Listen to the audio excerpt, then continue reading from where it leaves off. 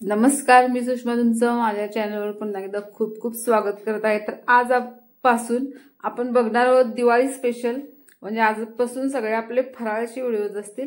चला तर मग आज आपण बनवायचे आहे करंजी। सुरू करूया, चला मग रेसिपी पटकन। छान मस्त अशी फुगले ना करंजी, तर याच पद्धतीची करंजी कशी बनवायची आहे तेच मी आजच्या या व्हिडिओमध्ये तुम्हाला सांगणार आहे। त्यासाठी व्हिडिओ पूर्ण बघा। चला तर मग सुरू करूया। सगळ्यात पहिल्यांदा मी एक बुट्टी घेतलेली आहे, त्याच्यामध्ये आपल्याला पीठ मळायचं आहे। तर मी मैदा घेतलेला आहे, तर तुम्ही परातीत सुद्धा मळू शकता। तर 1 किलो मैदा आपण घेतलेला आहे, तुम्ही आता चाळून घेताय। तर हा मी पूर्ण 1 किलो मैदा घेतलेला आहे। तर 1 किलो मैदा आपला मस्त चाळून घ्यायचा।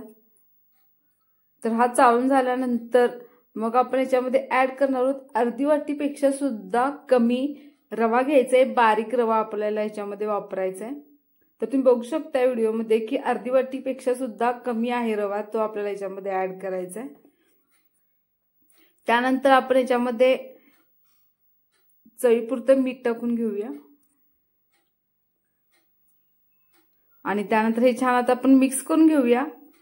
आणि छान मिक्स करून झालं की थोडंसं पाणी ऍड करत याचा मस्त, तर कोणतंही पीठ मळताना आपण थोडंसं पाणी त्याच्यामध्ये वापरायचं, जेणेकरून ते पीठ जास्त पातळ होऊ नये।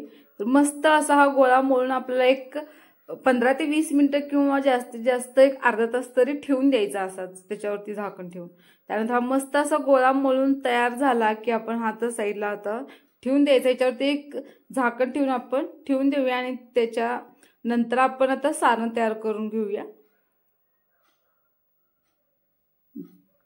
त्यानंतर मी गॅसवरती एक कढई ठेवलेली आहे। तर कढई बारीक गॅसवरती ठेवायची आणि त्यानंतर हे किसलेलं खोबरं आहे, तर हे मी रेडीमेडच आणलेलं आहे। तुम्ही घरात ते खोबऱ्याच्या वाट्या आणून किसून सुद्धा हे असं करू शकता। तर हे मी तयारच आणलेलं आहे। तर हे आपल्याला तेलाचा वापर न करता छानसं असं 2 ते 3 मिनिटं कढईमध्ये परतून घ्यायचं।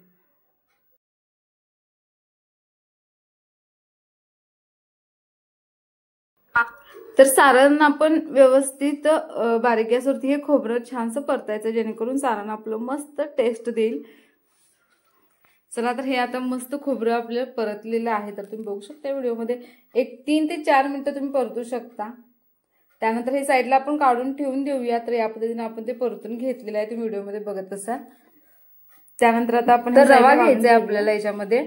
तर रवा पण आपल्याला त्याच कढईमध्ये छानसं परतून घ्यायचा एक 2 ते 3 मिनिटं। आणि त्यानंतर त्याच्यातच मी खसखस वापरलेली आहे, ती सुद्धा आपल्याला कढईमध्ये अशाच पद्धतीने मस्त परतून घ्यायची।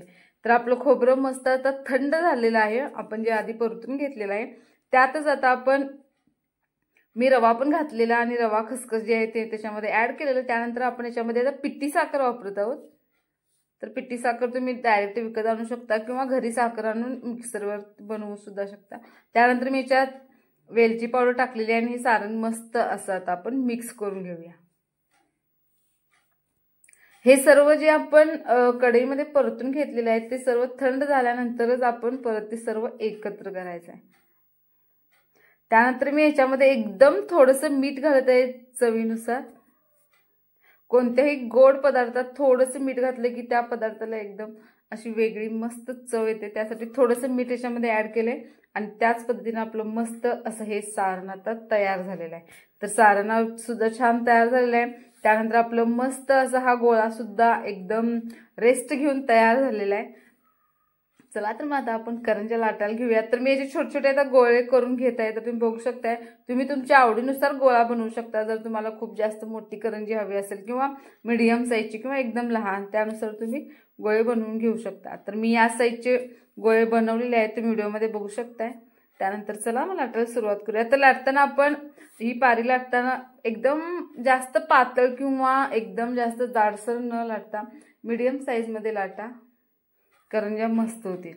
तर या पद्धतीने मी आता ही पारी लाटून घेत आहे। तर पारी छानशी अशी ही लाटून झालेली आहे।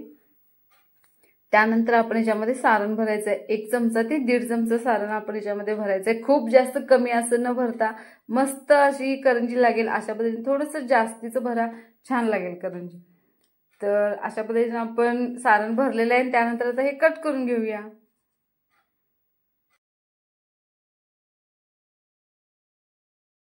चला तर मग याच पद्धतीने आपण आपल्या सर्व करंज्या आता करून घ्यायच्या आहेत। त्यानंतर मी इकडं गॅसवरती तेल गरम करायला ठेवलेलं, तर तेल छान गरम झालं की गॅस बारीक करायचा आणि बारीक गॅसवरती मस्त अशा ह्या करंज्यात आपल्याला तळून. चला तर आपली पहिली करंजी तर तळायला आता गेलेली आहे तेलामध्ये. तर अशाच पद्धतीने आपल्या सर्व करंज्या तळून घ्यायच्या. तर तुम्ही व्हिडिओमध्ये बघा, मस्त अशी ही करंजी फुगलेली सुद्धा आहे. तर ह्या टिप्स फॉलो करून तुम्ही मस्त अशी याच पद्धतीने करंजी करून बघा, चवीला सुद्धा खूप छान लागेल. आणि व्हिडिओ जर आवडला असेल तर लाईक करा आणि चॅनलला सबस्क्राईब करायला अजिबात विसरू नका. थँक्यू.